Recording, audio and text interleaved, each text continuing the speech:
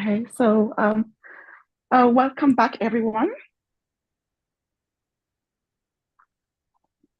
This is our last presentation for this camp meeting. And we are still looking at the Second Amendment.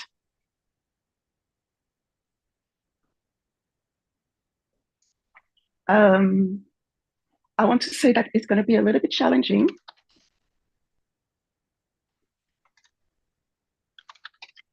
Because I'm going to bring arguments that Elden Parmenter did not.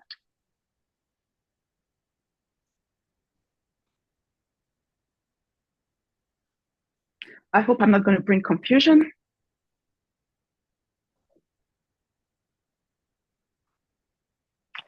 But I also hope that you will find them interesting or at least necessary.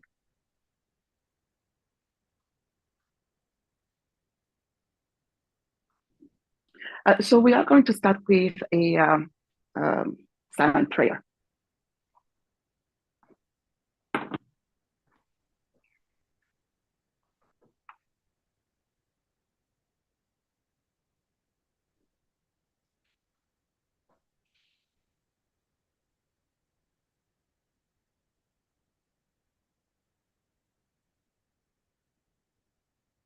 Amen. So I am going to start with a recap of what we've done yesterday.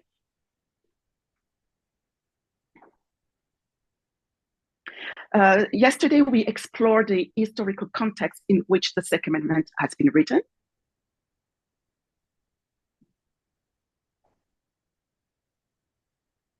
And how its interpretation has shifted from serving a militia to individual rights.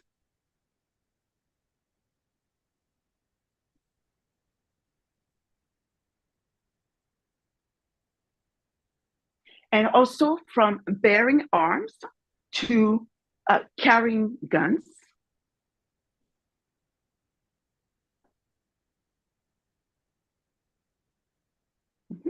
And from defending the nation or the security of a free state to self-defense.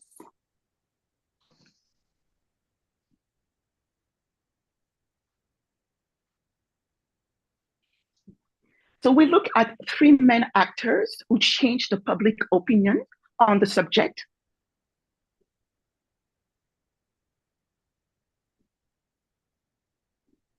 And this was the NRA, the Supreme Court, and the right wing with the Republican endorsing the gun lobby.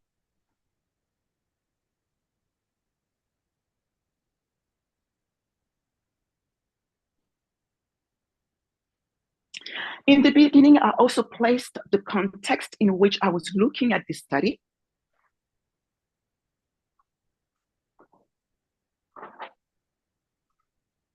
And it is that we move from the right to the left. Okay, from the right to the left.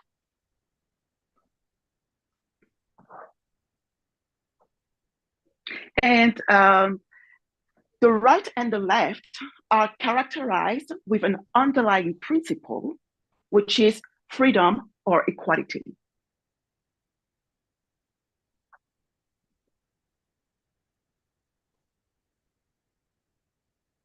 And Elder has spent time in her Vesper studies to break down the issues of the right wing by introducing us with those new actors.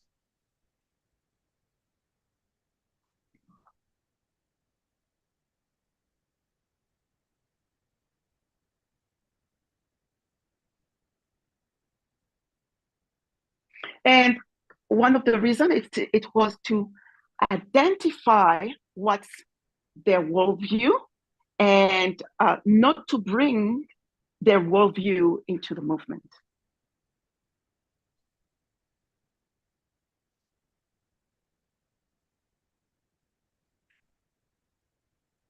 So it is in that manner that I am conducting my study.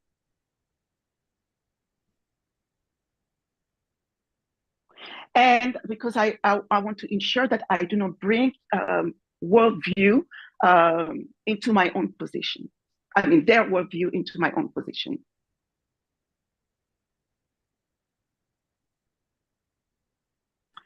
Um, just a trigger warning.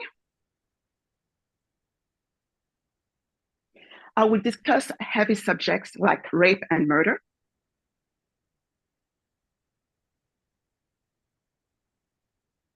So please check yourself if you don't feel comfortable.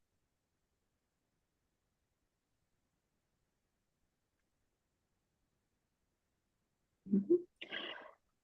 So the Second Amendment of the Constitution says the following.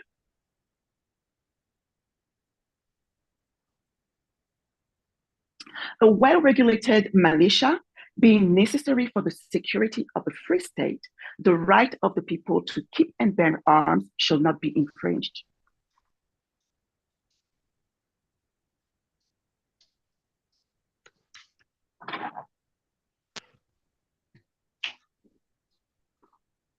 Mhm. Um, so the discussion around the Second Amendment has now turned to be around self-defense and guns.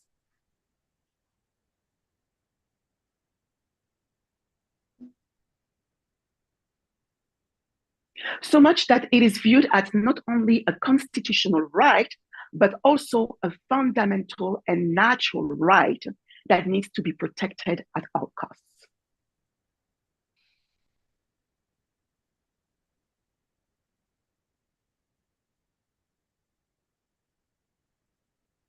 And this idea is perpetrated, perpetrated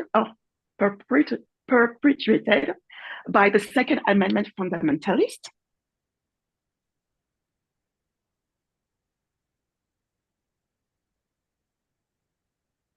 who believe that the Constitution ultimately guarantees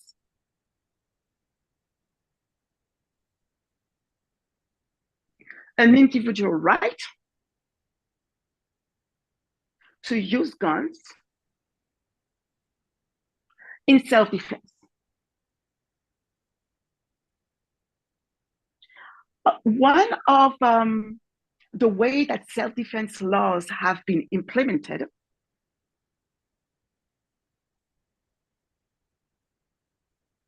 is through stand your ground laws and the castle doctrine.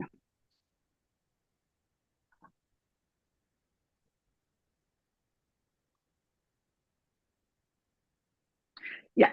So I'm looking at my quote, the quote number one about the stand your ground law.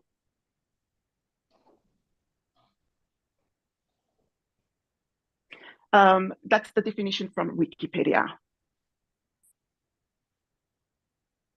A stand your ground law, sometimes called a line in the sand or no duty to retreat law, provide people may use deadly force when they reasonably believe it to be necessary to defend against certain violent crime. It's the right to self-defense.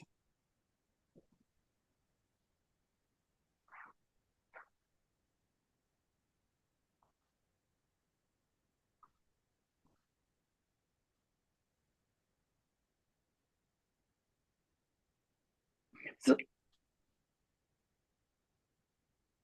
mhm. So this is a pretty broad definition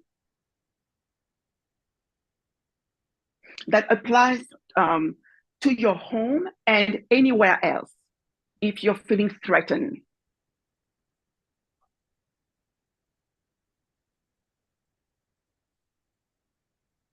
That was quote number one, and it's under the part two.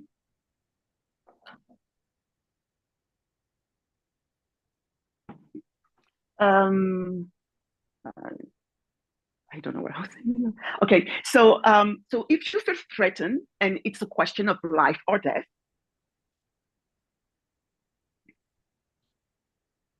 or there's an instance of a kidnapping or a robbery, mm-hmm, or a robbery, uh, well, the stand your ground laws apply and you have no duty to retreat.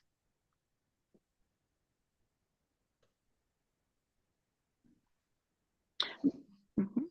Because you reasonably believe that there was a threat, and therefore you can use your gun for self-defense.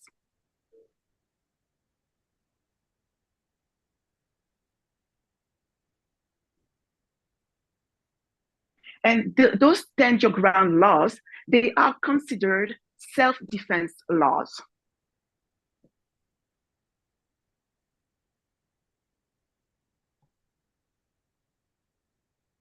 And as of today, they are enforced in 38 states.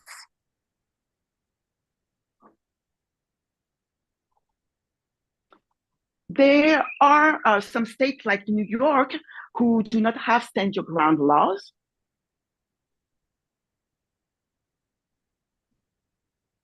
But they have common laws where the judge makes the law.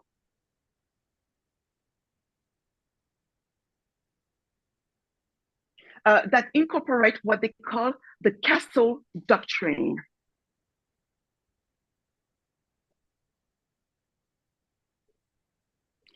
So I'm reading from quote number 2 on the part 2.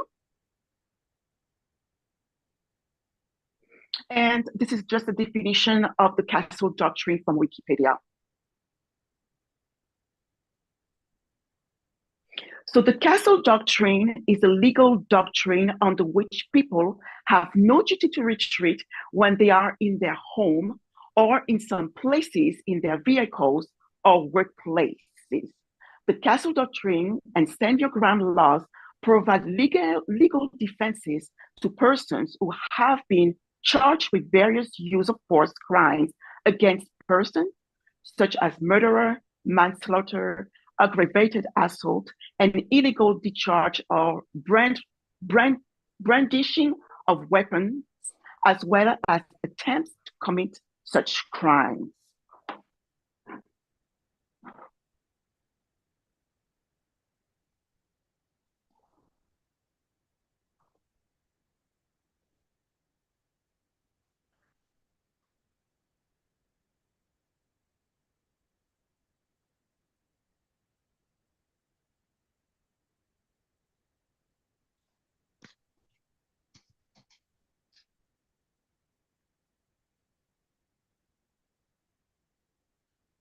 So if you shoot an intruder,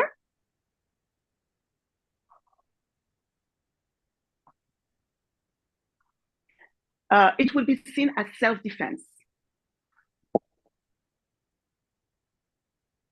However, the question is whether the person reasonably believe that the person entering in their home or property committed a crime.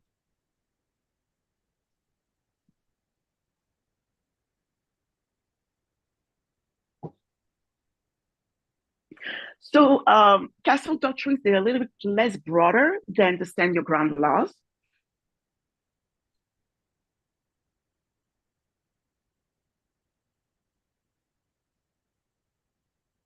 But it's still rooted in the belief that using force, including gun for self-defense on your property is valid.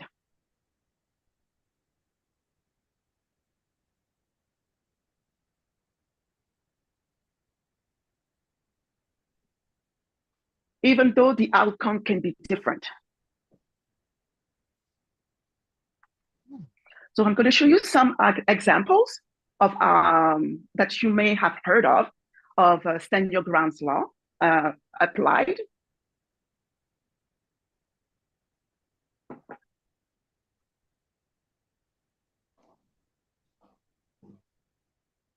Just going to share my screen for a minute.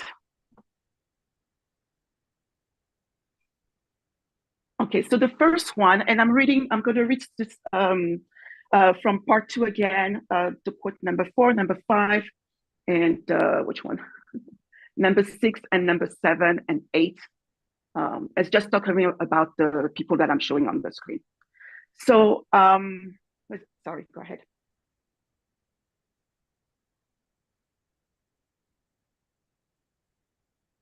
Okay, So the first person that you may know is Martin Trevon, sorry, who was shot in 2012.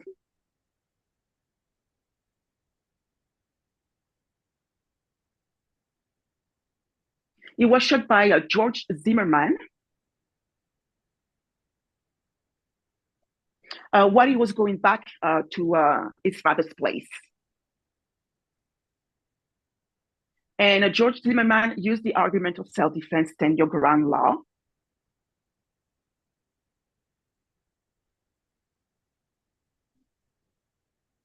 To shoot the 17-year-old teenager.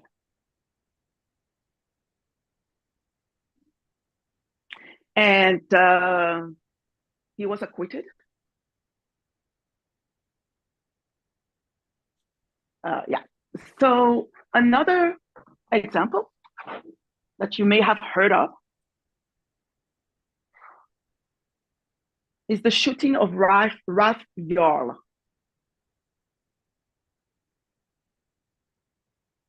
Yes, it happened on April 13, 2023. So he was at that time 16-year-old. And he has a twin brother who was at a friend's house.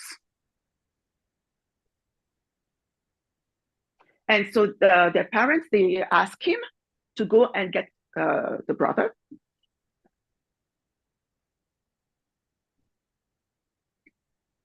However, he misunderstood the address, so he rang the wrong bell, the doorbell.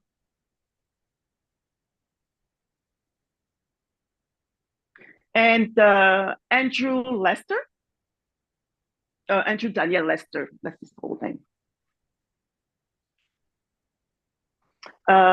He shot twice through the glass door.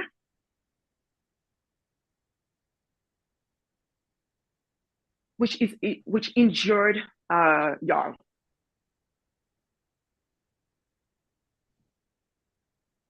There's a trial that will begin in October this year. And if he's convicted, he will be sentenced at least for 10 years in prison.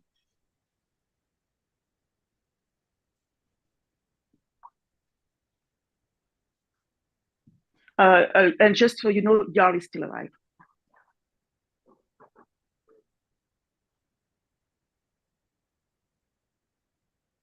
Another one of example is Kaylin Gillis.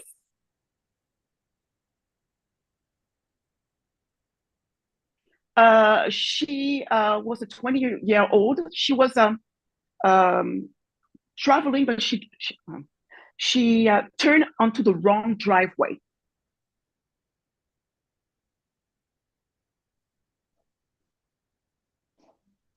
And so Kevin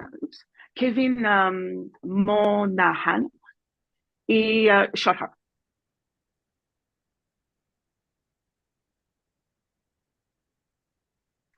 Another example, and she's dead. She's dead. Another example is Peyton Washington. So they were coming back, Peyton and Heather, they were coming back from a competitive cheerleading competition.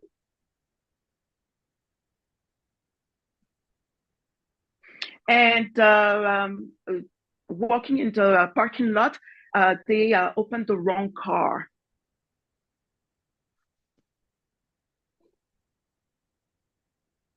And the person in the wrong car, so they realized that they opened the wrong car. So they turn away to go to the right car.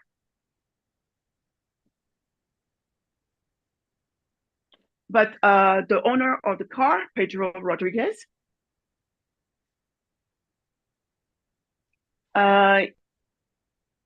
He left the car, and so they realized that he was leaving the car, so they were about to apologize for what just happened.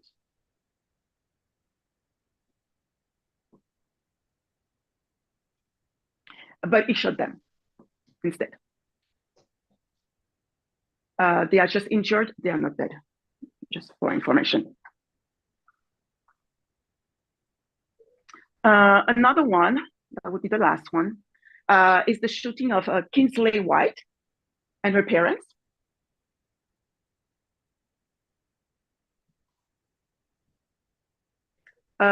She was playing with a ball, a basketball. And unfortunately, the basketball rolled into the neighbor's backyard.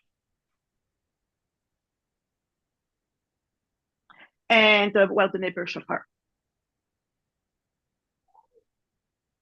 as well as the parent. And she was 6 at that time. She's not dead. She's still alive. And the parents, yeah, and the parents, and the parents as well. All right, I'll come back to that a little further. So now when we think of self-defense, there are different tools and methods that can be used for self-defense. We have martial arts, boxing, slapping, punching,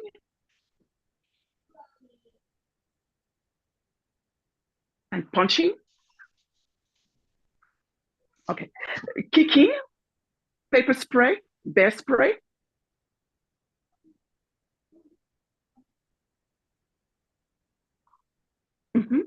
Taser, bats, machetes, axes, and you name it. Tu sais, les bâtons de baseball, like.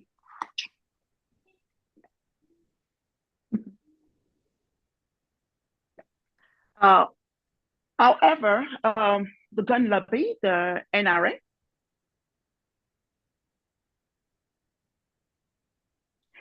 they focus only on guns as a mean for self-defense.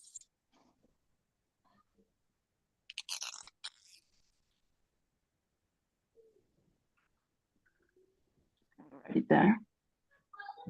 For them, self-defense is equal to guns.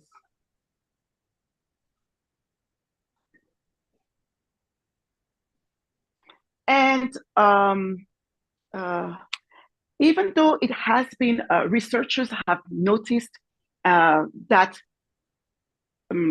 guns is not the most effective way to use in a self-defense. It's not the most effective tool to use in self-defense, sorry.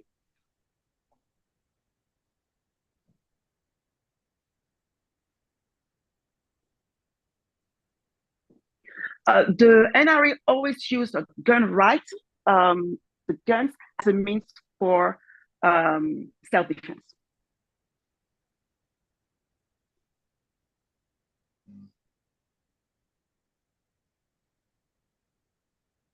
And why do they use only guns?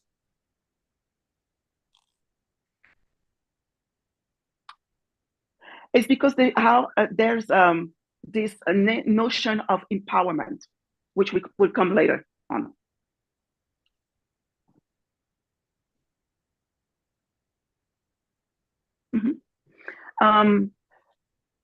And even though a researcher says that it's not the most effective tool, the reason is because they are solely used to kill.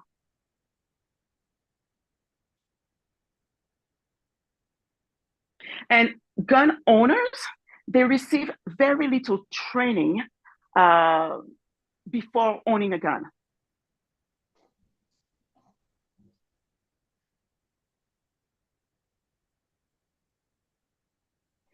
And also, they realize that it is not the most effective tool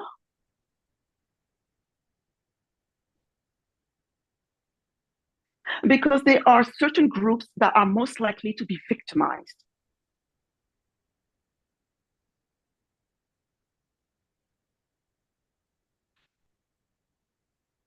And those people are women, people of colors, teenager, and poor people in broad.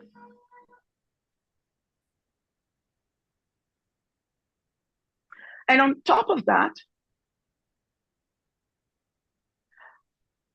it's not everybody that can access a gun because it's an expensive tool, which limit the people that can use it.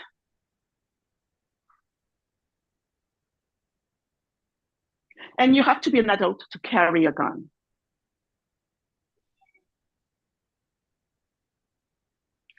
They've been also demonstrated that if the gun is not stored appropriately,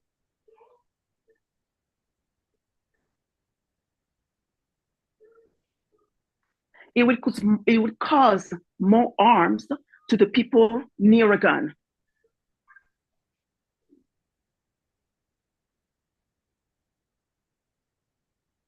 Particularly the children and whoever is in the surrounding.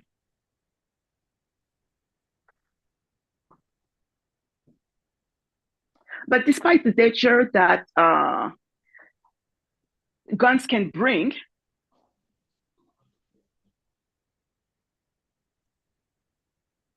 in the self-defense culture, Americans usually they are fully armed. Sorry.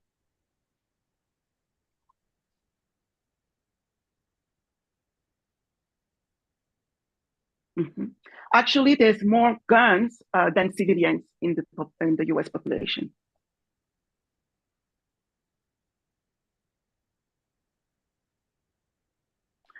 In 2021, from the quote number 10, you will see it's a report from CNN.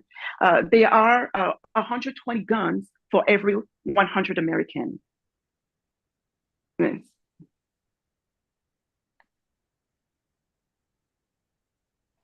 And the United States made only 5% of the world's population.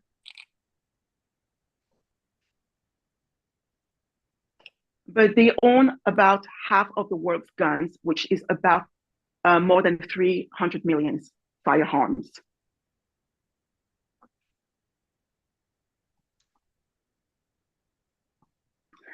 So I'm going to read a little bit from a book that is called The Cult of the Constitution.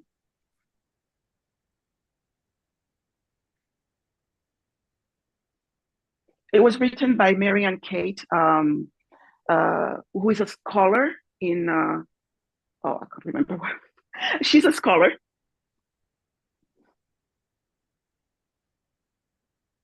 From,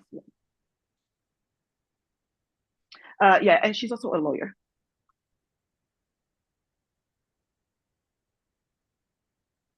Mhm. And so, according to and this is from the quote number 13, if you want to know where I am. Mhm. Uh, According to the gun lobby, this carnage can be only answered with one solution: more gun.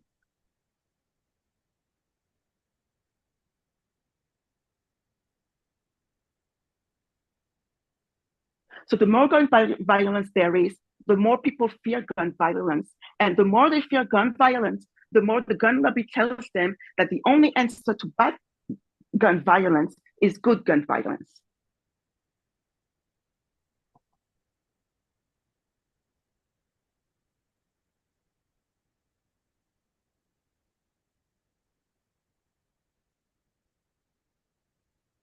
And as I mentioned before, uh, when you are in a position of self-defense, if you have a confrontation,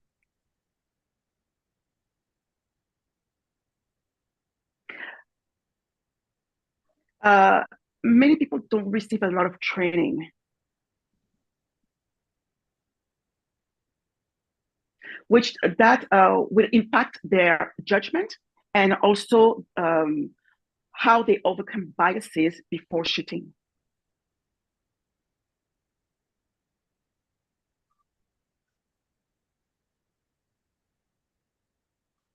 But despite all these evidences, the NRA continued to push the narrative that self-defense works and criminals fear armed citizens, and so do terrorists.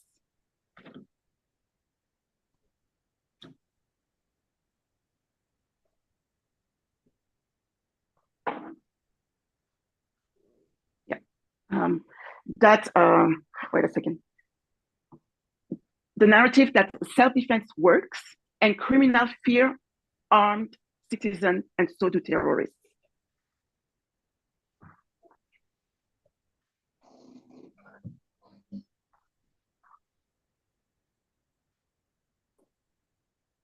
However, there is a point that they are omitting.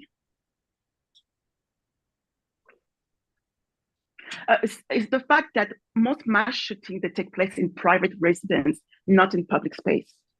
Yeah.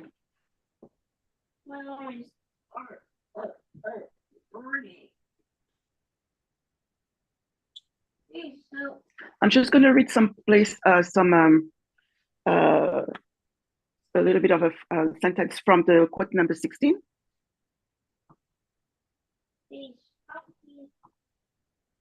Which says that among the 60 mass shootings over the last 30 years, and this is an article from Mother Jones dated 2018. So they're looking at the past 30 years from 2018.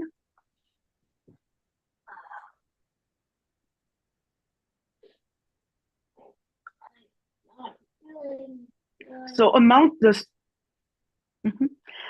62 mass shootings over the last 30 years that we studied,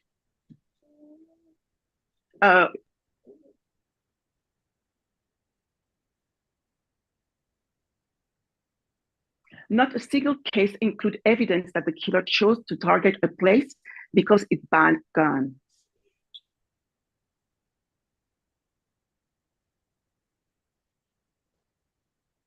In many of those cases, there was clearly another motive for the choice of location.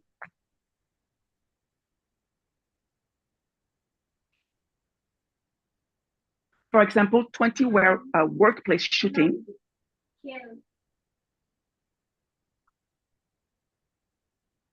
Most of which involved perpetrators who felt wronged by their employers or colleagues.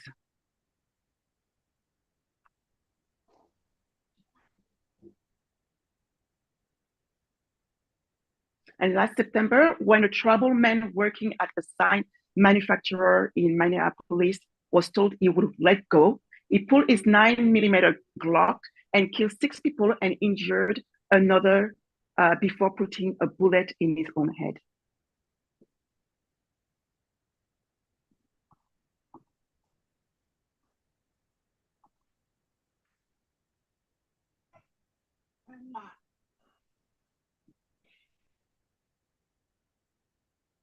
So even with this being said, there are groups of people that are more likely, I say that, no, there are groups of people that are more limited than others in the use of self-defense.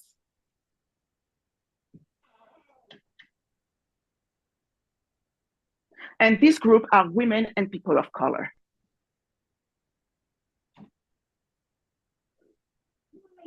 And so to place my argument, I'm going to put everything in perspective in going back into a little bit of history.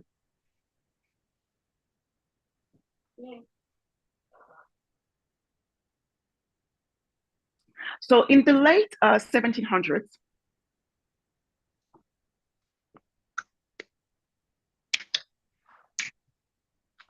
the slaves, the free blacks, and people of mixed race were disarmed in case they used guns against their slave master.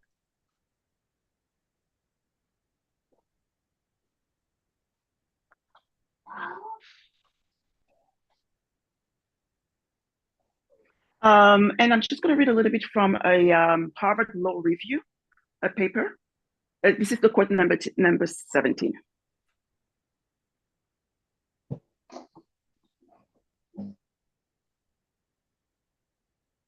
Mm-hmm. And I'm starting where there's a little bit of, there's a two in the middle of it. I don't see if you see it, but there's a little two. Okay, so a Florida law in 1825 authorized white people to enter into all Negro houses and lawfully seize and take away all such arms, weapons, and ammunition. In Dred Scott versus Stanford, Chief Justice Roger Taney argued that one reason Black people could not be citizens under the Constitution was that it would give to persons of the Negro race the right to keep and carry arms wherever they want. After the Civil War, the Black Codes um, enacted in the South made it a crime for a Black person to have a gun. Even facially neutral laws were used in a racially discriminatory fashion. Martin Luther King Jr. was denied a concealed carry permit even after his house was firebombed. For much of American history, guns rights did not extend to Black people, and guns control were often enacted to limit their access to guns by people of color.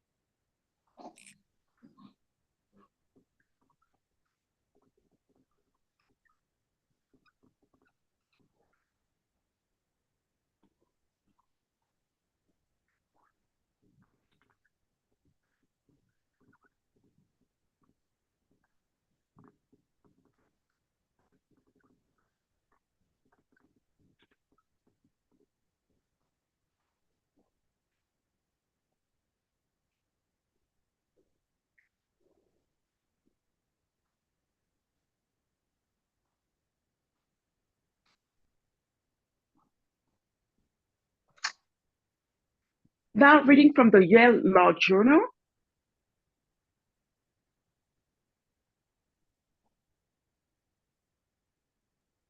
Oh, I don't hear you anymore.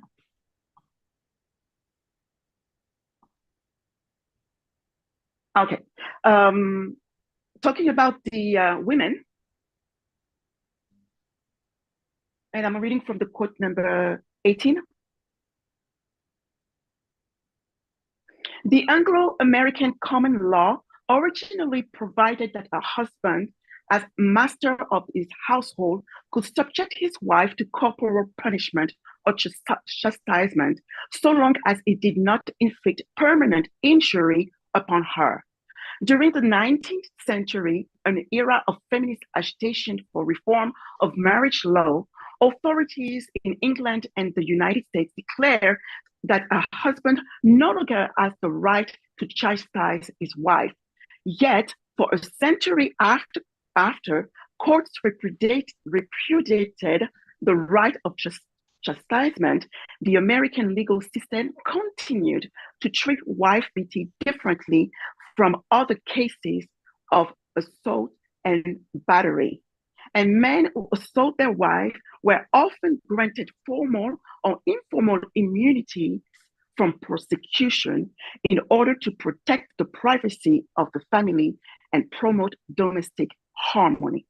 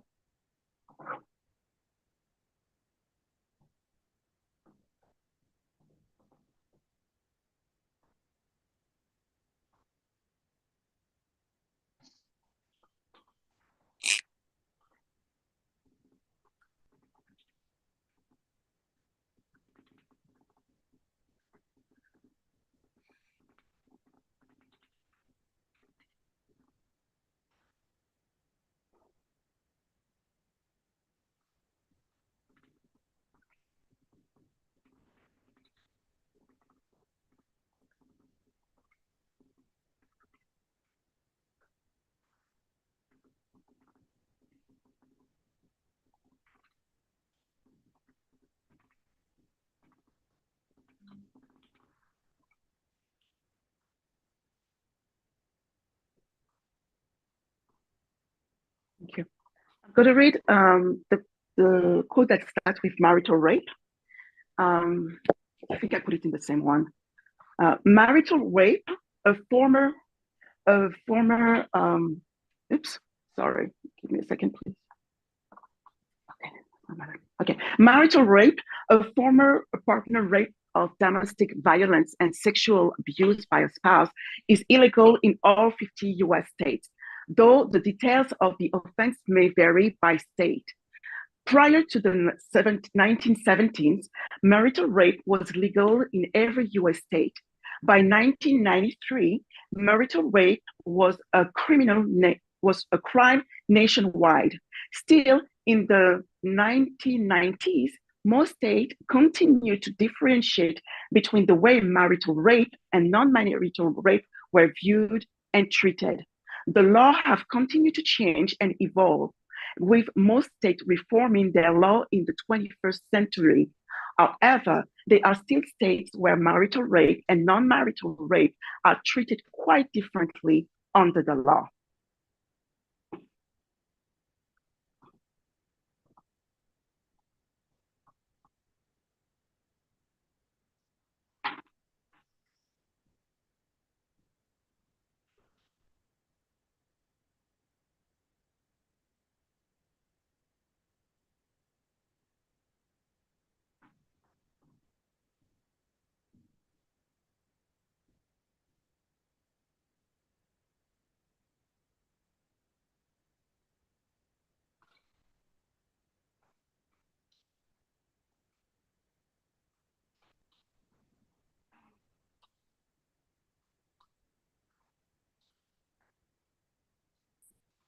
I'm just going to give a little bit of a time for the Spanish to translate, a little bit longer.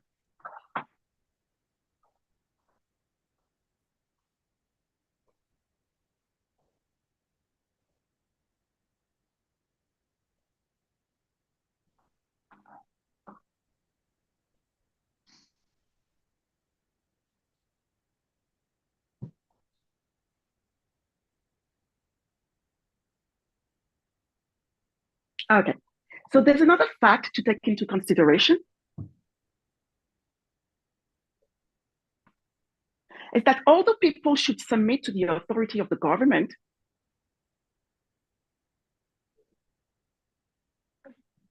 there is a provision in the Declaration of Independence that if a government becomes tyrannical, people have the right to revolt against that government.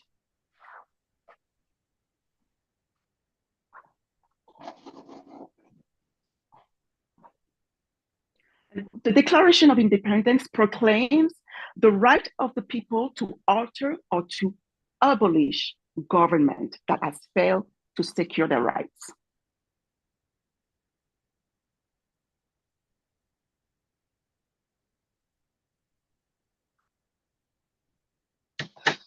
The question is, was there or is there a group that has been subjected in tyrannical oppression?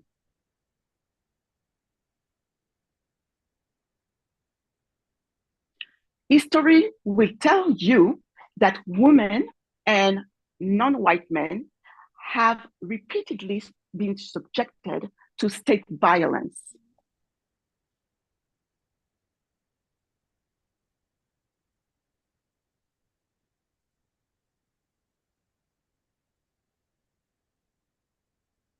And also, they've been denied protection against private violence.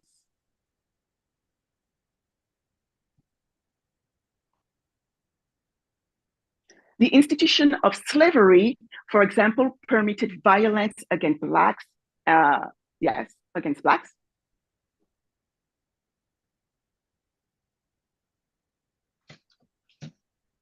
And this included forced labor, beatings, rapes, and murder.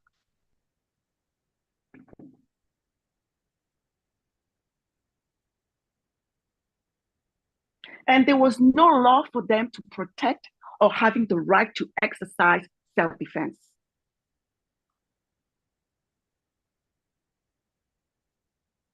And beating and raping slaves was not viewed or classified as a crime.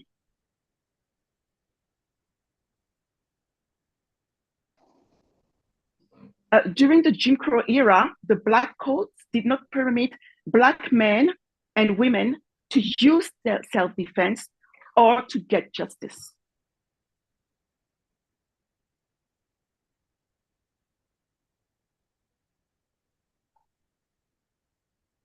Actually, the state turned a blind eye against lynching and beatings and rape.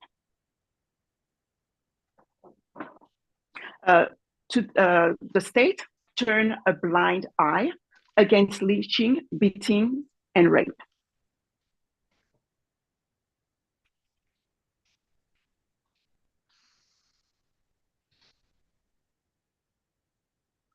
And today, discrimination still exists, and we see how the Black community is disproportionately targeted and discriminated and face more violence.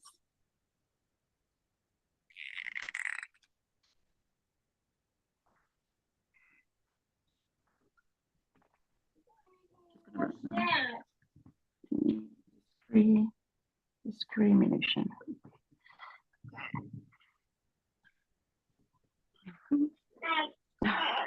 Okay. And as noted before, American law granted husband a right to chastisement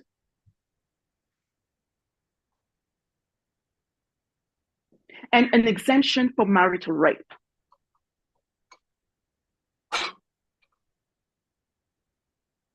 And women were subjected to a lot of sexual assault and domestic violence.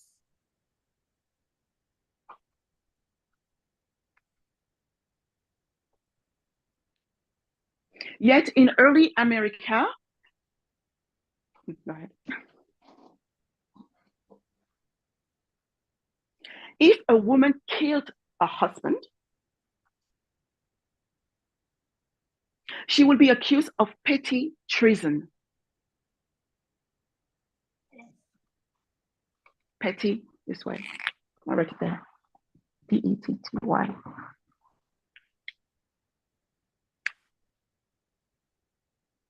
Pitiful. Oh yeah, pitiful, you know, petty. Did you get it? C'est correct ou pas? Ouais, ouais. Okay. Nowadays, women face generally longer prison time for shooting an abusing partner.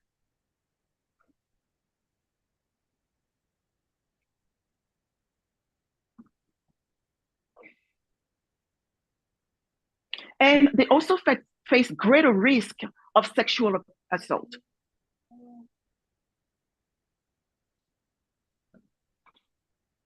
Mm-hmm.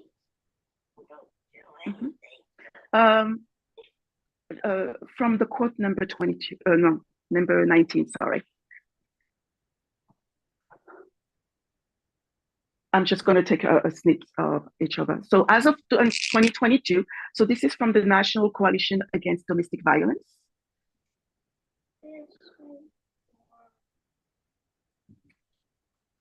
As of today, 1 in 5 women are victims of rape in their lifetime.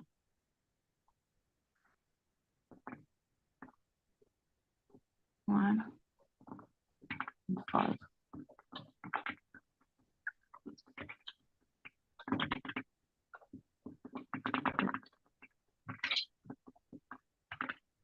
Okay.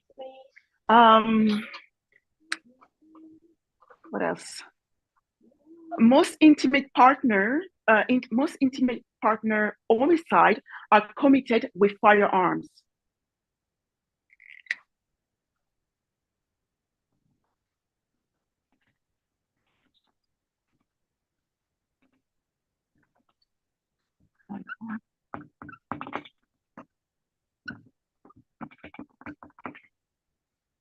And which one? Oh yeah, intimate partner homicide committed with firearms have also increased.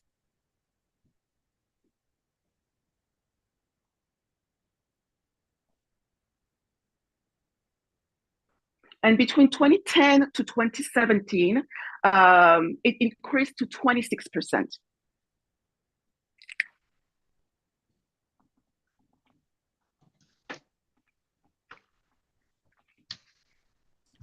And what else? 51%, 59%, that's the last dot, 59.1% of mass shooting between 2014 and 2019 were related to domestic violence. And in 68% of mass shooting, the shooter had a history of domestic violence or killed a family member or intimate partner.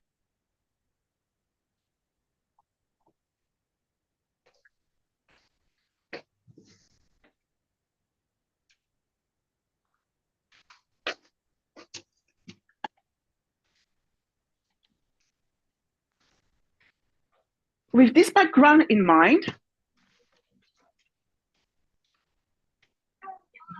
if there is a group that needs self-defense,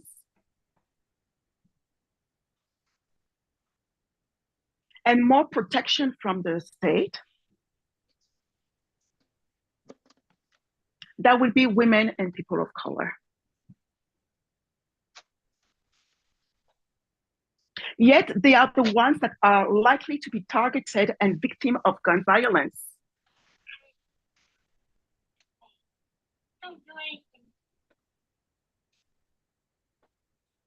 Although they are not the group that demand and advocate for more gun rights.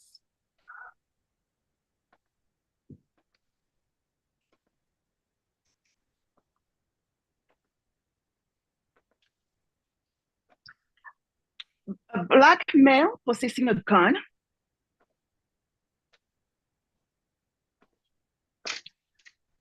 are more likely to be seen as a threat and punished harder than their white counterparts.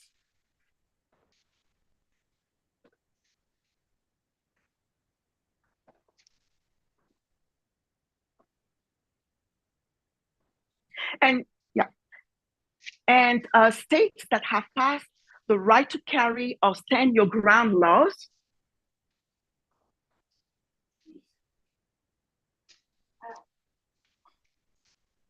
they experience more rapes and more sexual assaults and murder.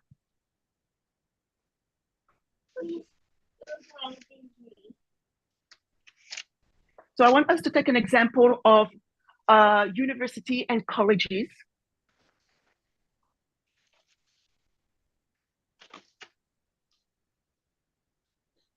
Where most of them are gun-free zones.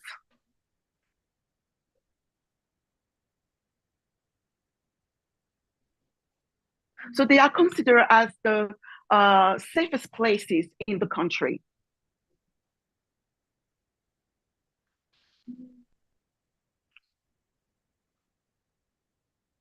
However, the campus carry movement,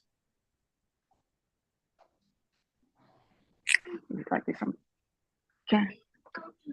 campus carry movement.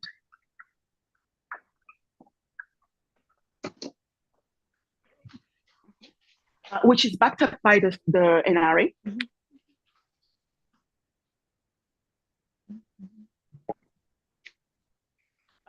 They made their way in universities.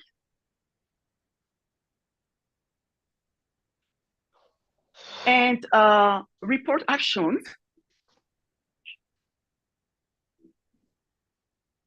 that there are more cases of rape since the campus carry movement has been introduced.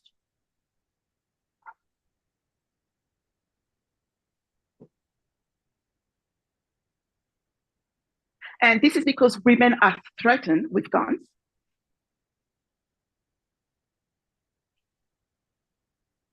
Which make them less likely to fight, but abide. That makes them less likely to fight, but they're going to abide instead. And in many states that the stand your ground law was promoted to protect innocent people.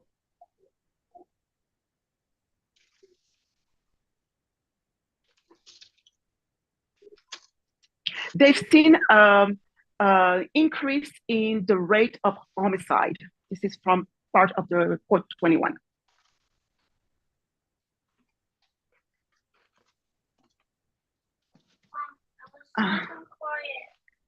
More, so, moreover, when the stand your ground law is exercised,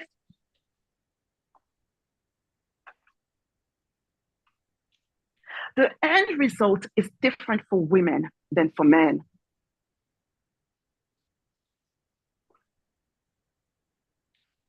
So let's take the case of where I put her name? Marissa Alexander. I'm just going to, just for you to know who is she. This is this lady here. So she's an African American woman who defended herself from a abusive husband.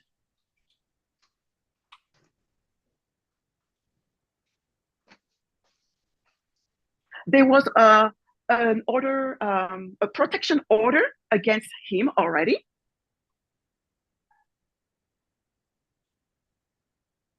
Because he was abusing and abusive, and he beaten her multiple times.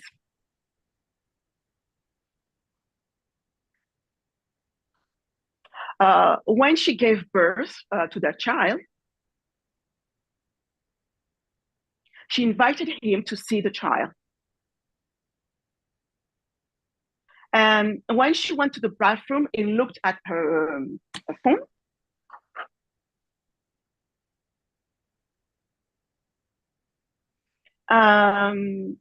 so he looked at her phone. Mm-hmm. And he threatened her to kill her. So Marissa Alexander, she managed to break through and went to the garage to flee.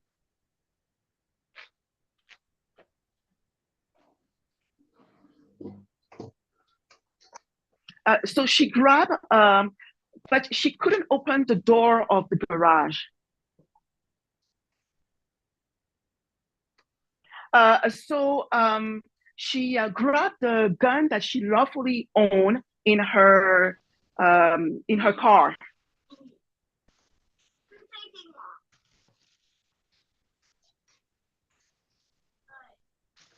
And so she came back inside the home. And she told him, "You have to go." And he replied, "I'm not going anywhere." So she fired a warning shot. And he left unarmed with his two children.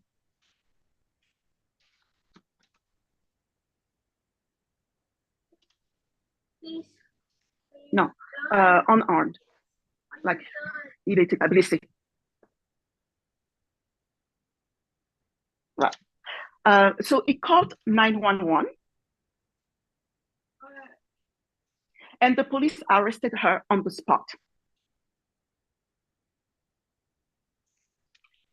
She was denied stand your ground immunity.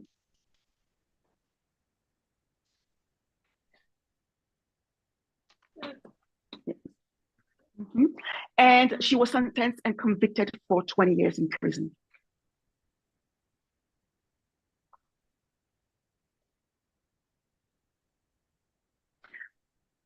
Mm-hmm. And the basis is that she was angry, and when she shot at her husband, she had other options available.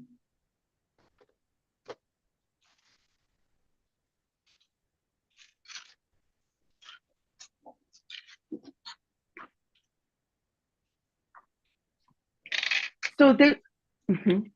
The response from the congresswoman in Florida, her name is Corinne Brown.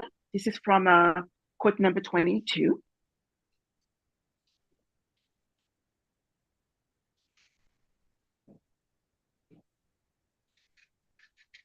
She said, the Florida criminal justice system has sent two clear messages today.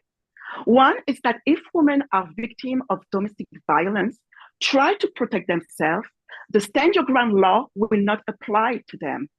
Second is that if you are Black, the system will treat you differently.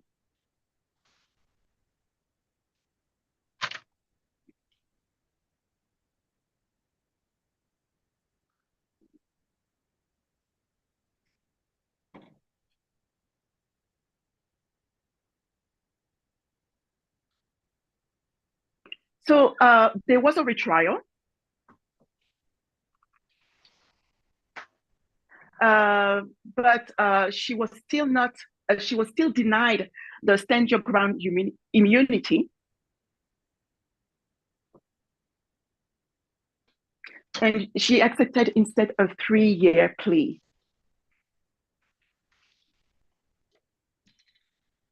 Now, this case should have outraged the stand your ground supporters and the NRA activists.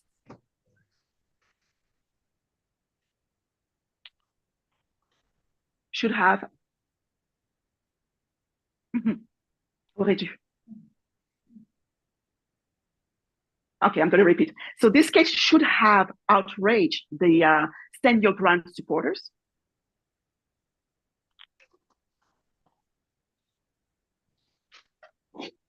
But the NRA remained silent. And they failed to advocate for domestic violence.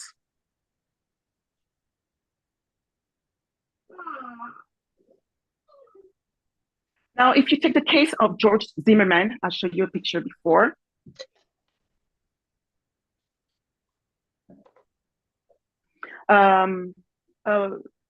It took 45 days to arrest him.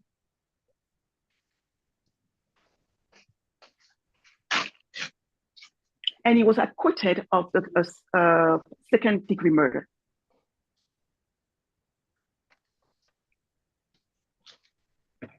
Or you can take the case of Kyle Rittenhouse, if you remember that teenager.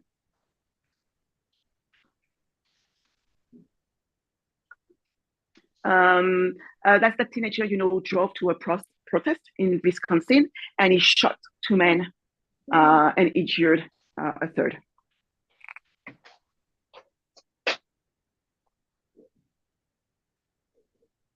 And he was also acquitted, in 2023.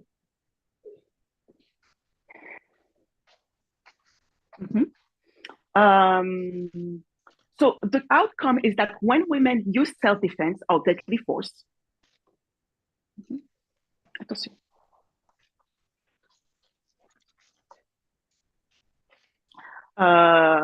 against partners who are aggressive or abusive,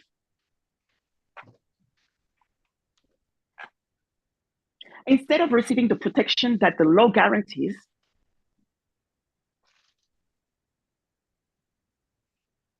they receive a greater punishment and are condemned for their action, even if their lives are in danger.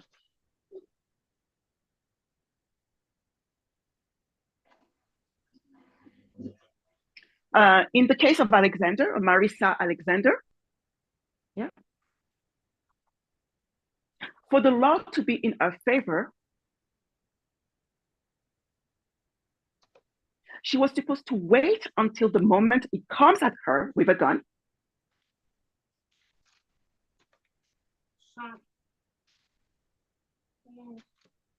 And before she used deadly force. So this showed that there's still biases in the judicial system against women and people of color. Sorry.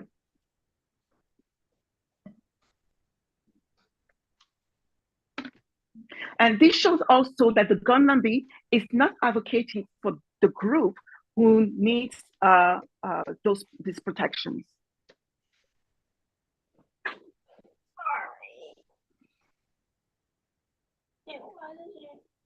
Um, in their interest serve mainly another group of Americans,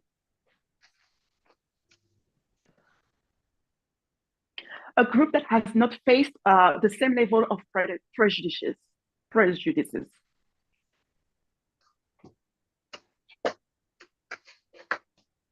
In fact, the cry for more gun rights does not come from women and people of color.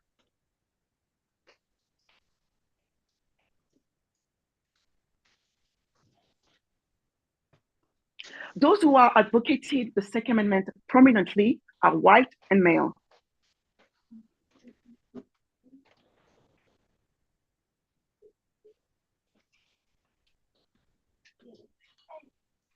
And as I say, it's a group that has not experienced systematic discrimination throughout history.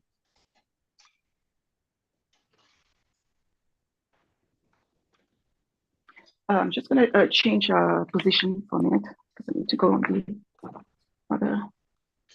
Est-ce que tu vois mon tableau de ce côté-là? Yes, okay. Okay. Yet, in the culture war, white men, particularly heterosexual and Christian,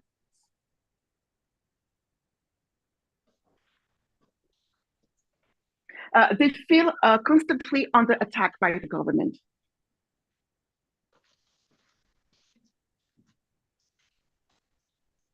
They are victim of discrimination. They feel that they are victim of discrimination because the government doesn't serve their interests and take away their rights.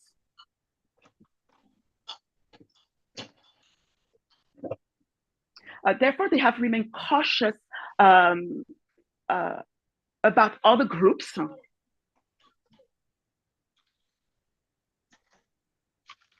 And those groups are terrorists, criminals, or immigrants. And if you touch the Second Amendment, they become the one persecuted against the government tyranny.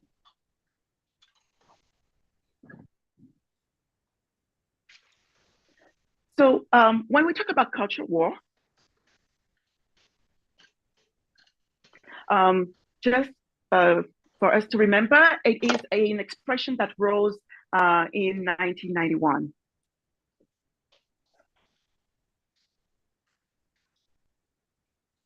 And it was introduced by James Hunter in his publication, Culture War, The Struggle to Define America.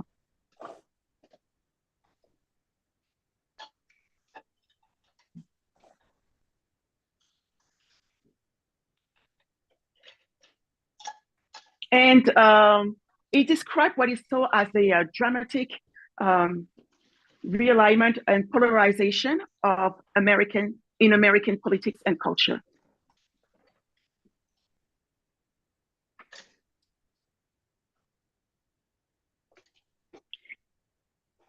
And there are those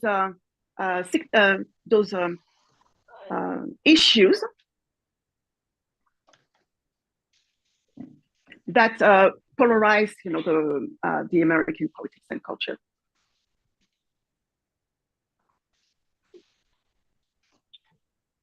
And those issues are abortion, gun politics, separation of church and state,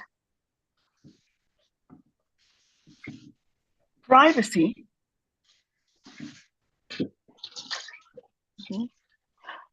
recreational drug use,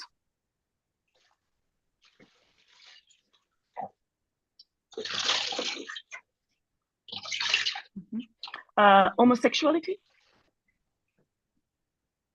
and censorship. So gun politics are part of the culture war.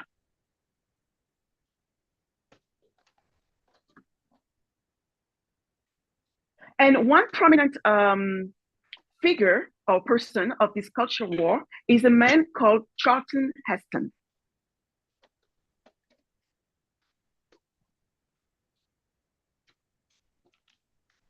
So just so you know who is he, you might know him because he played the role of Moses in the Ten Commandments.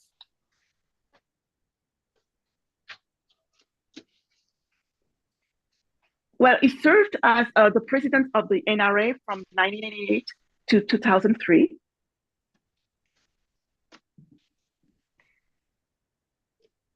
He was the president. Mm-hmm. And he persuaded gun owners to view themselves as persecuted victims of the culture war.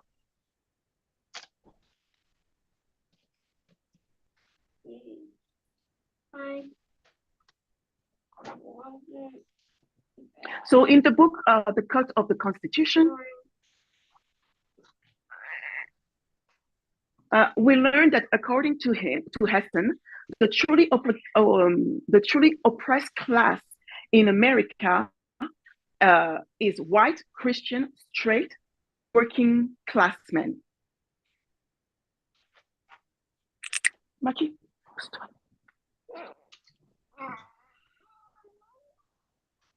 Okay, so I'm just gonna write it down. They are white,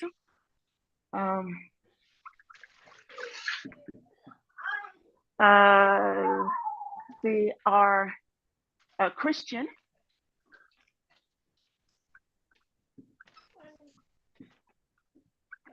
and they are straight working class men.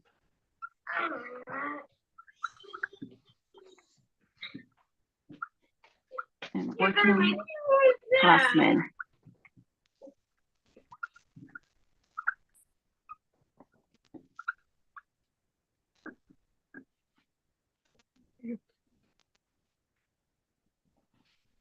Tu vois bien?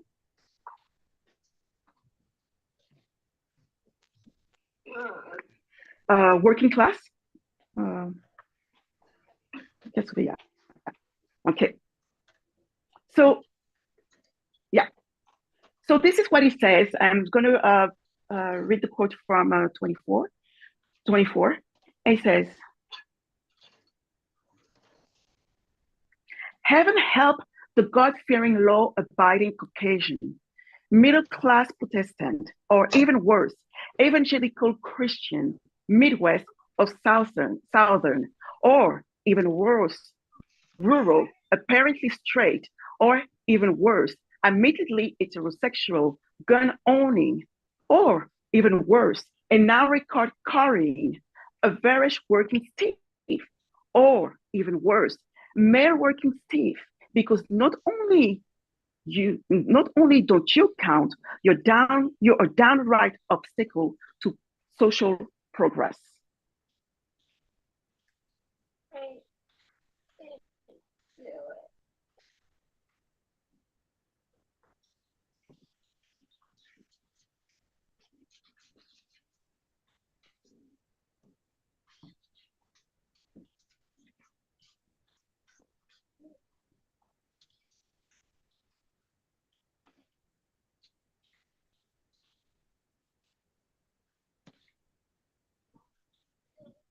Just waiting for the translation to finish.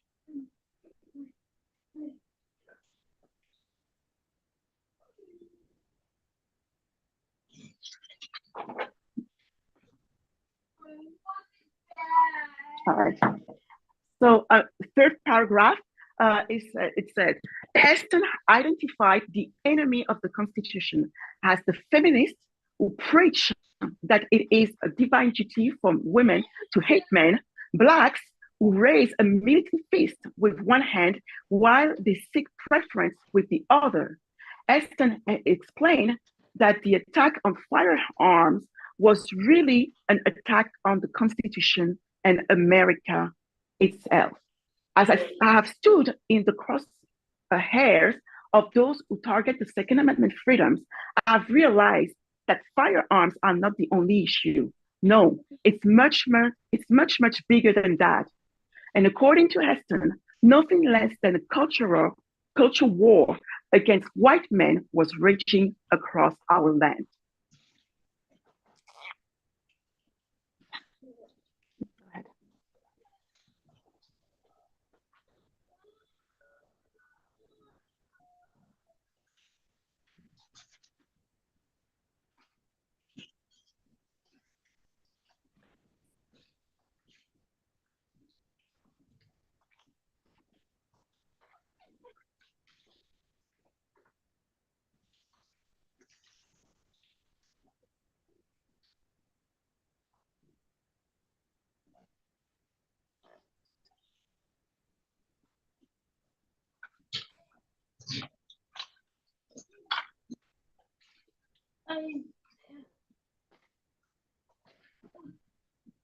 I'm just waiting for the translation to be done. Okay. So this rhetoric is gathered many groups in the conservative spectrum.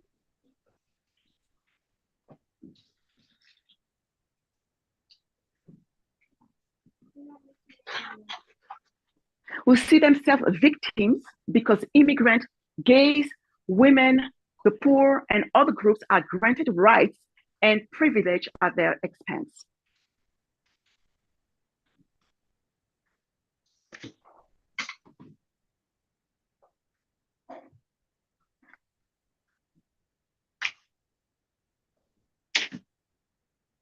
And Heston, so Charlton Heston, who sees himself as the light bearer of God's law by his role as Moses,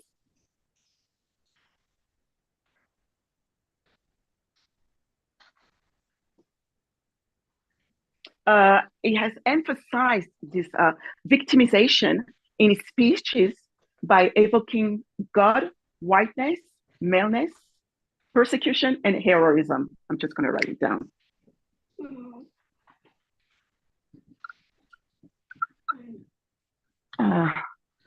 God, whiteness. Go ahead.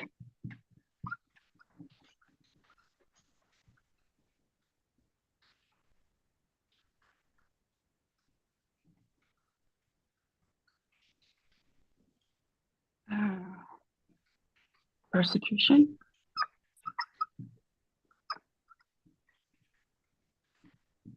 And heroism.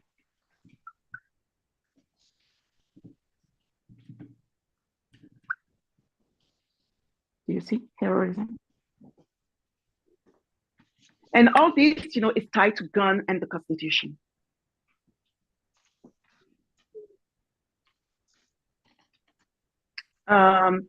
And what he did also is that he how can I say that? He defined the source of the problem.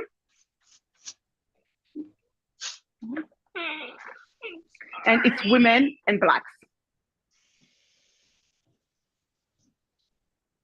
So, and despite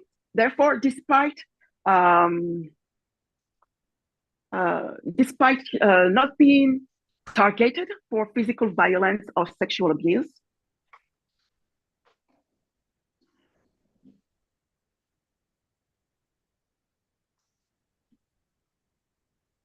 they see themselves as oppressed by an oppressed majority. And this is not to say that they are not facing hardship. This is not to say that they are not facing suffering from hardship.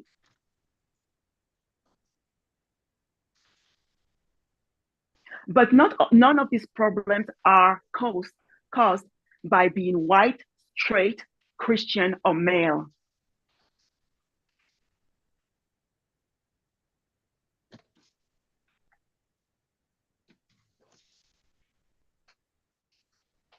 But they hold the responsibility. I mean, the people who are responsible for their undeserved hardship are Black and women.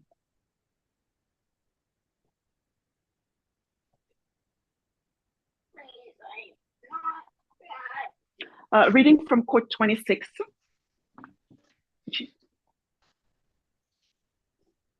We are told, this is an article from the Washington Post. Stay here. Sit down. It shouldn't surprise us that mass shooting has increased as minorities and women strive for equality. White men make up the largest percentage of gun owners and are ahead of people of color and women by double digits. In the NRA, the breakdown is even more stark, with white men accounting for twice the proportion they do in the general population.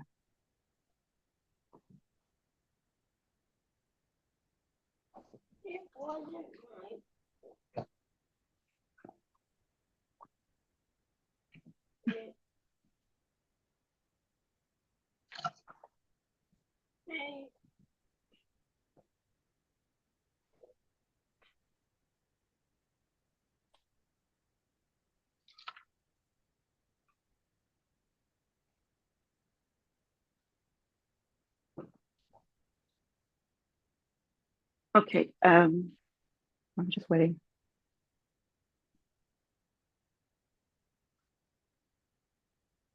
Okay, continuing reading, we are told this is the case because our society has incentivized white male violence from the beginning and has identified guns as the most effective means of exercising that violence.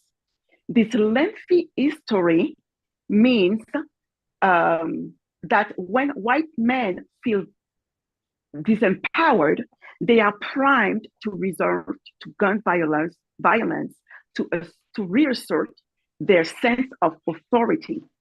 It is not coincidence that the rate of gun violence and mass shooting in particular has risen in tandem with the expansion of rights and representation for people of color and women in recent decades. Mass shooters have routinely expressed white supremacist views and motivation.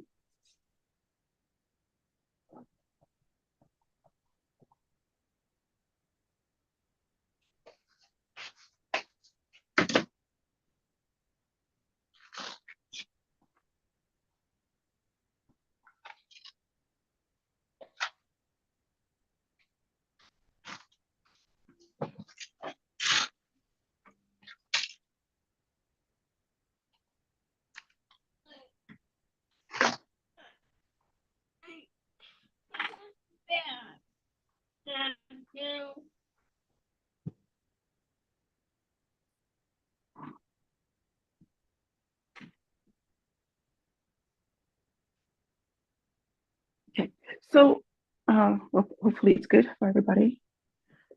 So yes, people of color and women are looking to arm themselves for self-defense purposes.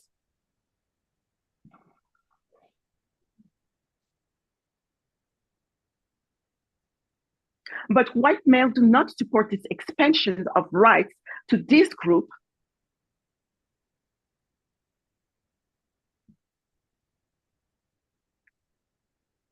because they feel disempowered.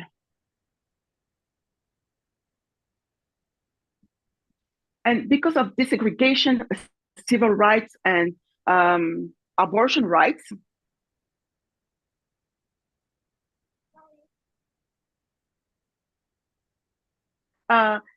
it generated a fear that now women and people of color can compete with white men.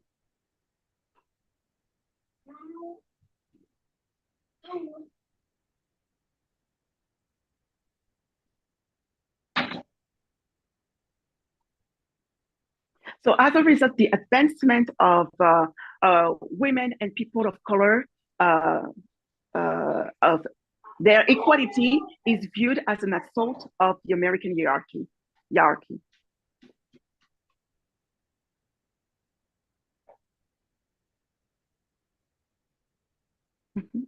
And if white men struggle to get a job or go to university, white men struggle to get a job,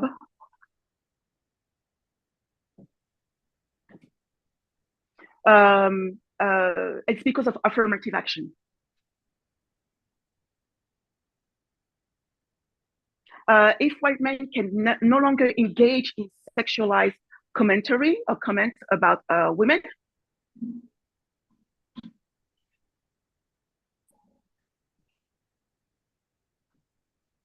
it's because they are silenced by a culture of political correctness.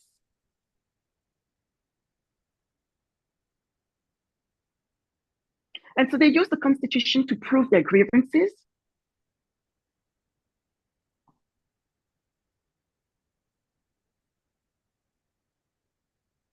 And particularly the Second Amendment, which they weaponize.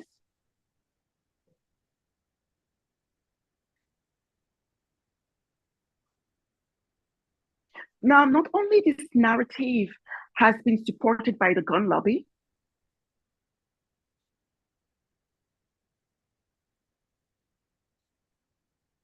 but it also has been repeated by conservative right-wing mainstream.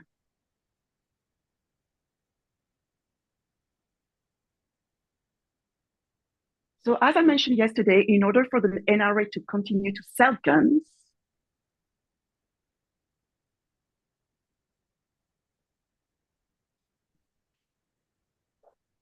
they need to be supported by a party. And they successfully became a key player in political dominance of the Republican Party.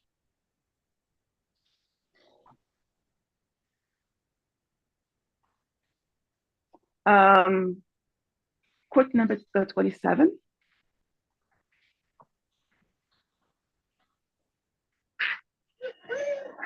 I'm just going to read the first paragraph. This intimidating display of weaponry isn't a bipartisan phenomenon. A recent New York Times analysis examined more than 700 demonstrations where people openly carrying guns showed up.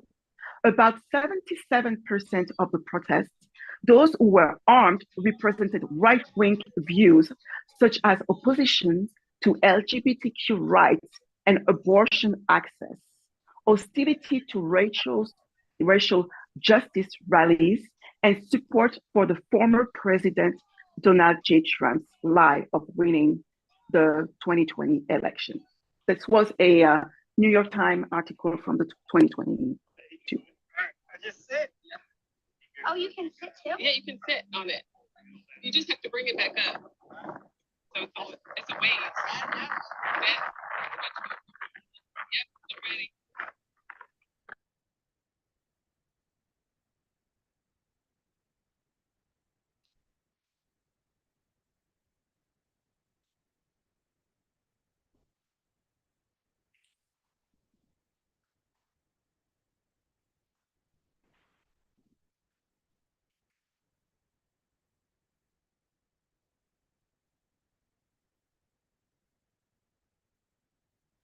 So the NRA encourages their conservative white men to perceive danger everywhere.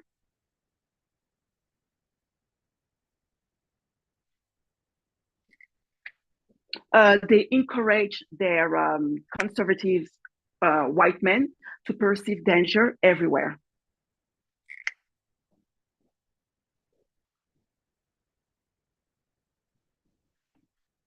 And that danger can come from the liberals, the minorities, and also come from the socialists, the government. And so they also encourage their base to uphold God-given constitutional right to bear arms.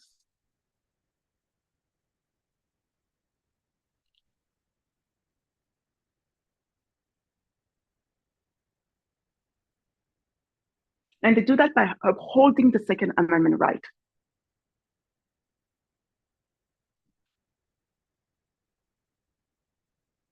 And the arguments are usually centered around white male grievance,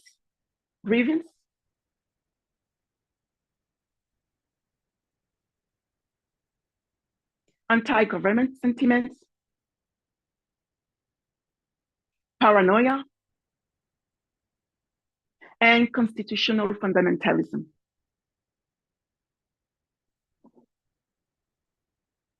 Some even have a hand pocket copy of the Constitution that they carry with them everywhere.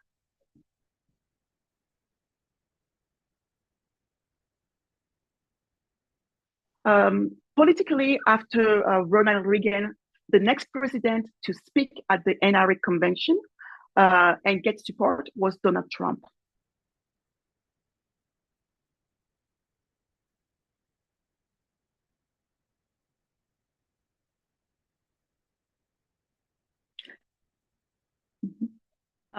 They supported him with $30 million in 2016.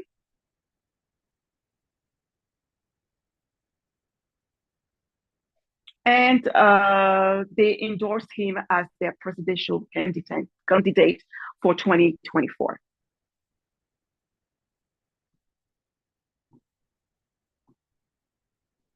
And we know that Donald Trump's rhetoric is being also racist, sexist, and homophobic.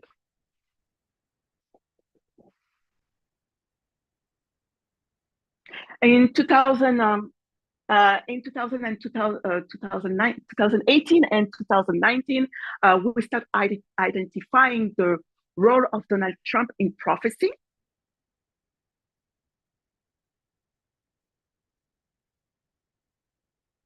And before it was recognized that he had a role, before it was recognized that he had a role in prophecy.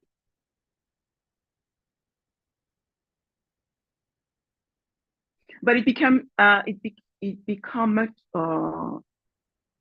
much more formalized in 2018.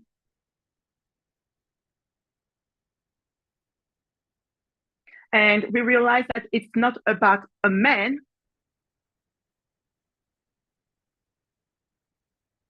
but it's about the whole republicanism. And this is not just about the Republican Party,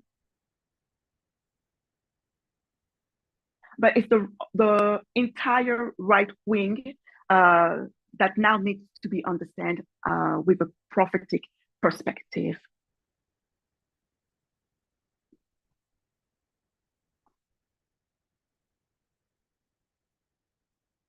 So it's not just the man, but it's everything that it stands for.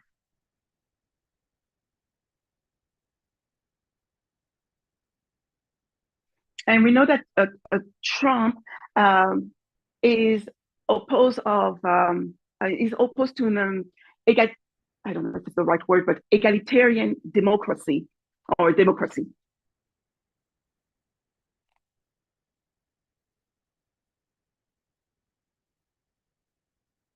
Because it does not agree that all people are equal and deserve to be treated as equal citizens.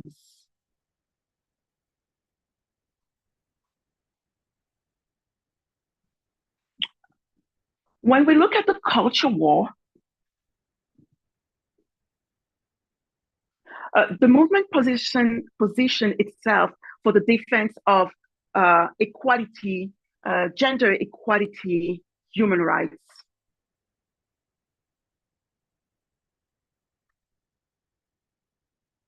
Self-defense is a good thing. But the gun lobby and their advocates have an opposite view of that issue.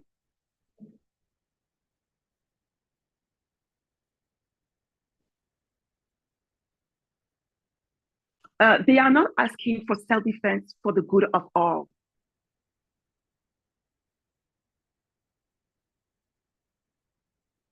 They want to keep their patriarchal position in society.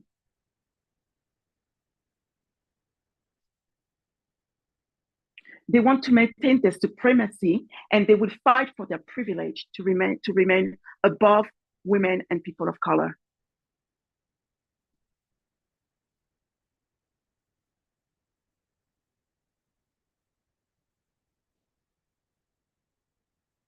Especially that now more uh, more women and black and people of color are arming themselves.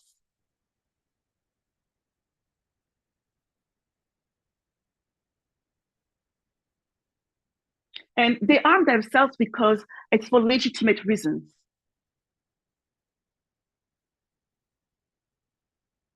Because they are the groups who are oppressed. But what we have to also consider is the outcome. Who gets to stand their ground? Who gets to stand their ground?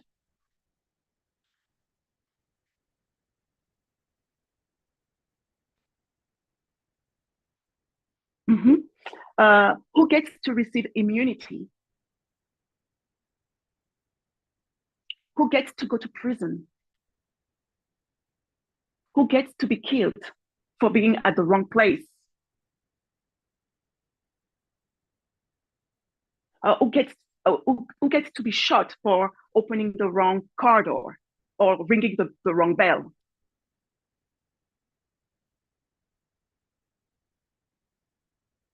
Who get to be shot because the ball accidentally rolls into the neighbor's backyard?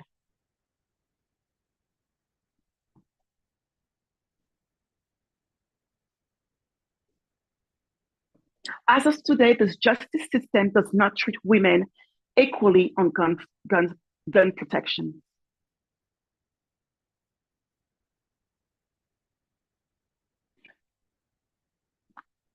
Women are more targeted to be victim of a male partner assault.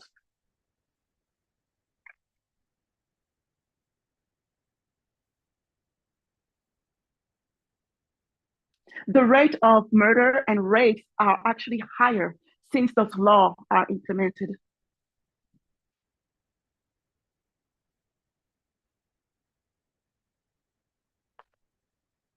And they are not heard as it should be by the political right nor the NRA.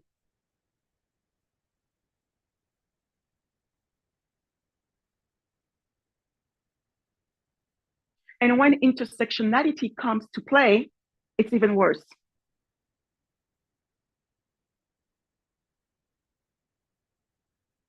And we know that with the Sunday law at hand, the challenge for women and minorities will increase.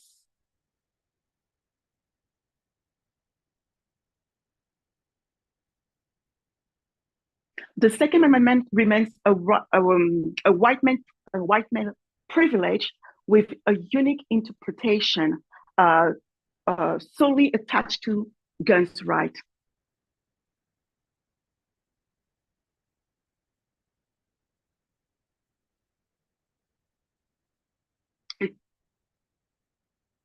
Yeah, okay. And it disproportionately discriminate women and people of color.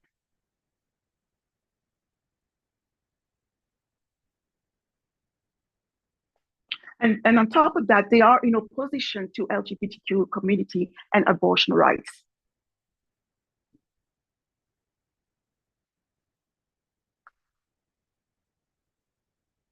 So I believe that when we look where this gun culture stands,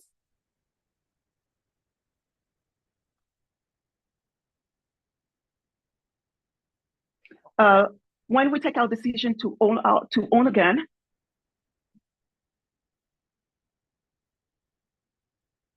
we also have to look at the gun culture where it stands politically and culturally.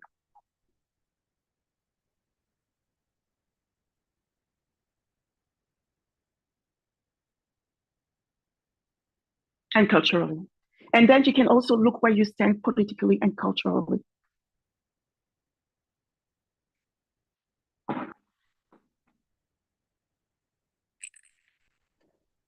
Because we must not understand that the Sunday law is also about culture and state.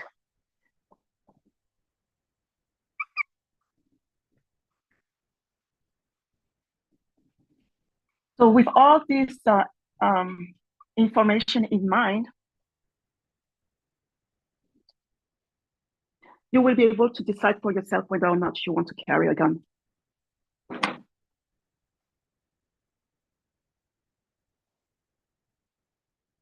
Let's pray.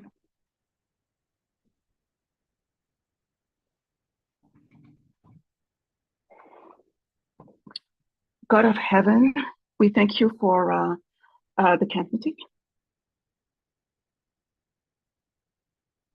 We thank you for to bring those issues into the front line.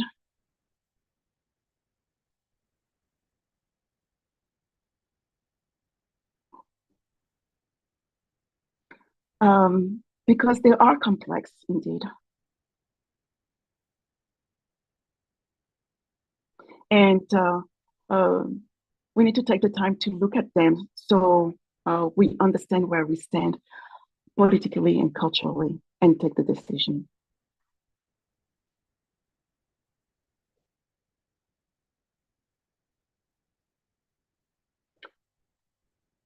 It remains an individual, it will remain an individual choice.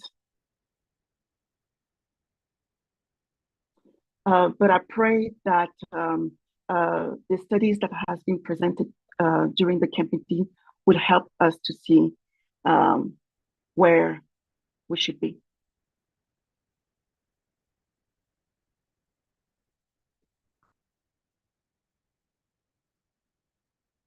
I want to praise the Lord for this camp meeting.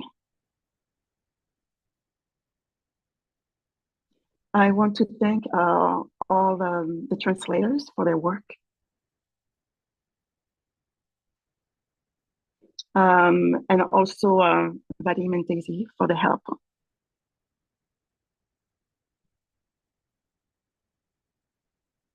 Vadim and Daisy.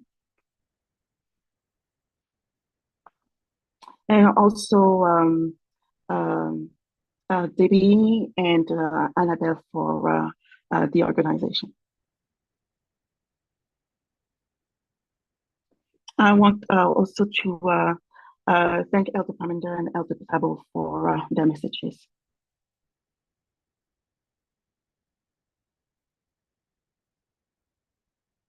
It's always a blessing to come together.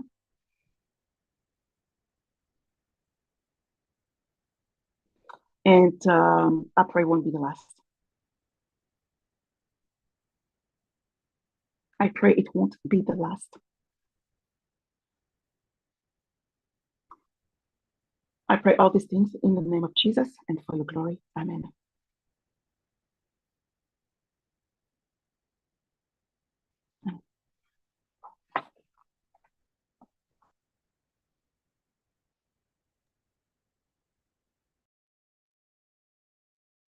We will sing our theme song. The coming King is at the door.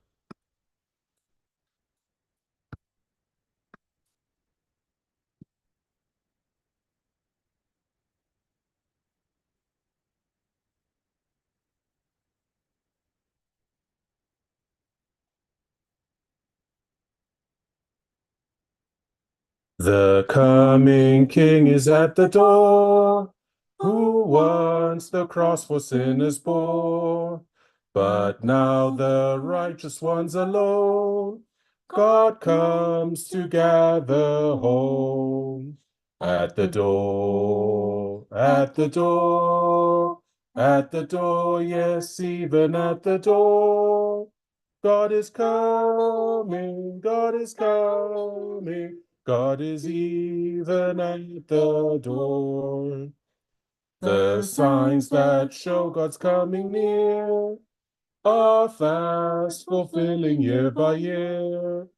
and soon we'll hail the glorious dawn of heaven's eternal morn.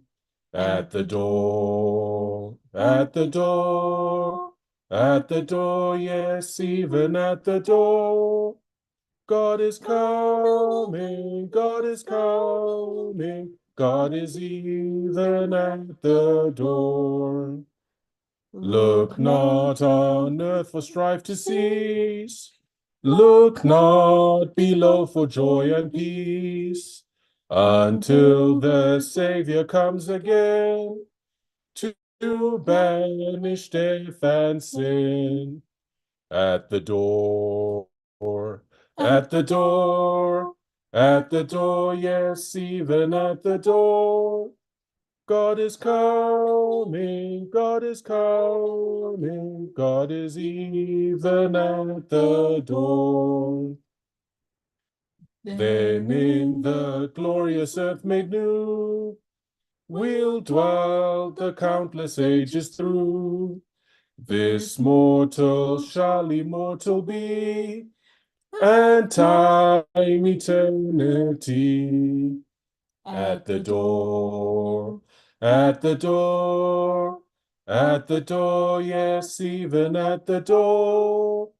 God is coming, God is coming, God is even at the door. God bless everyone.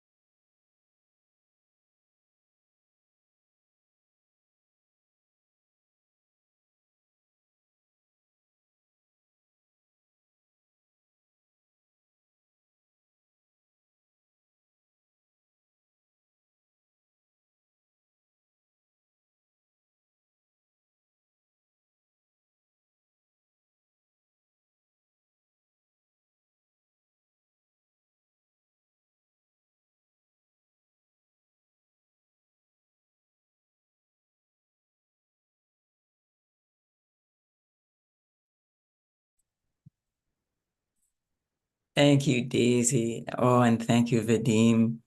Thank you. Thank you, Katya, and Elder Parminder and Elder Tabo, and for our singers, Effie and Douglas. And again, we would just want to thank all of you. And before we depart, I mean, it's been a full camp meeting weekend, and as I was texting to Daisy a bit earlier, I mean, I certainly have myself come to understand a lot of the behind the scenes, everything that goes on. I think this is our first time with our Canadian group that we've actually hosted something like this, as Katya just prayed, hopefully not the last, but it's wonderful now to conclude with those that want to and feel comfortable doing, to open cameras, and already we've been reading the chats and so on. So we'll just finish off. I'm not going to say anything more. We're just going to finish off with all of us fellowshipping for this last little bit, and I'll maybe conclude with a little bit of music playing as people wend their way off, and then we'll close the Zoom. So God bless everyone.